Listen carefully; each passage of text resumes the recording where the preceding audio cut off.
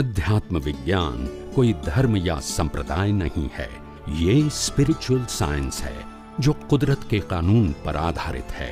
ये विज्ञान पूरे ब्रह्मांड के सभी रहस्यों को उजागर करता है और जीवन के सभी पहलुओं को समझने के लिए एक नई दृष्टि देता है।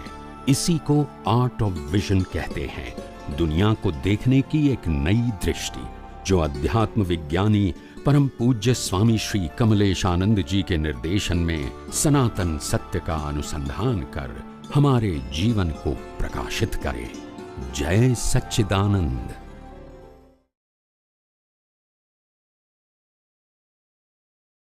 जय सच्चिदानंद। जय Sachchidanand. Kokilaben H Patel for Toronto. जय अनम्यूट कर दो। हाँ, जय सच्चिदानंद स्वामी जी। जय सच्चिदानंद। जय सच्चिदानंद। मेरा प्रश्न ये है कि जो 2-3 प्रश्न के पहले एक बात आई, जो मूल आत्मा कल्पवृक्ष की तरह है, जो प्रतिष्ठित आत्मा भाव उनकी हाजिरी में जो करते हैं तो उसका कुदरत रिजल्ट देती है। कुदरत कल्पवृक्ष की तरह वो रिजल्ट देती है। तो अभी जो हमारी ये परिस्थिति जो आती है, अवस्थाएं आती है, जो ऐसे भाव हो जाता है कि मानो कोई व्यक्ति के साथ ऐसा हुआ तो तुरंत ही हमारा भाव खराब हो गया, मानो ऐसी परिस्थिति शारीरिक ऐसी वेदना आती है तो ऐसे तो उससे ज्यादा हम मर जाए, आत्महत्या कर ले, आत्मघात कर ले, ऐसा भी भाव आ जाता है तुरंत। ये बार बार ऐसा हर क्षण होता है, मानो कि कुछ भी काम कर रहे नहीं अच्छा तो भाव होता कि नहीं होता तो अच्छा होता, ये बार बार ऐसे भाव आता है। तो वो मूल आत्मा की हाजिरी में सब होता है, तभी तो हमको सेपरेशन नहीं रहता है कि मैं शुद्ध आत्मा हूँ और ये प्रतिष्ठित आत्मा, ये डिस्चार्ज आत्मा के भाव हो रहे, प्रकृति के हो रहे, तो ये भाव बन जाते हैं और ख्याल नहीं रहता है। तो क्या जो दादा भगवान बोलते हैं कि एग्जाम देने से पहले पेपर में जो लिखा है वो हम डिलीट कर दें तो वो सब चेंज हो जाता है। तो क्या ये हो सकता है कि एक बार हमारा ऐसा भाव हो गया कोई भी अच्छा बुरा और फिर से तुरंत या 2-4 दिन के बाद हम चेंज करते, क्या ये सब खत्म होता है कि ये भाव के हुआ तो उसका फल नेक्स्ट बर्थ में आएगा? हाँ, तो ये आप इसको खत्म कर सकते हैं प्रायश्चित करके या प्रतिक्रमण करके या क्षमा मांग के इनको खत्म कर सकते हैं आप। कोई इसमें ऐसा नहीं कि नहीं कर सकते हैं, मगर ये आध्यात्म विज्ञान के अंदर प्रकृति के अंदर डीप में जाना वो हमारे लिए अच्छा नहीं है। बेटर कि हम अज्ञान को नाश करें।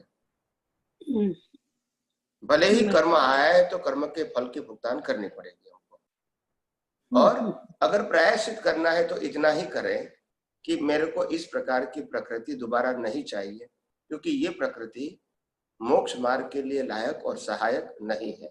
इतना ही, और ज्यादा डीप में जाने की जरूरत नहीं है।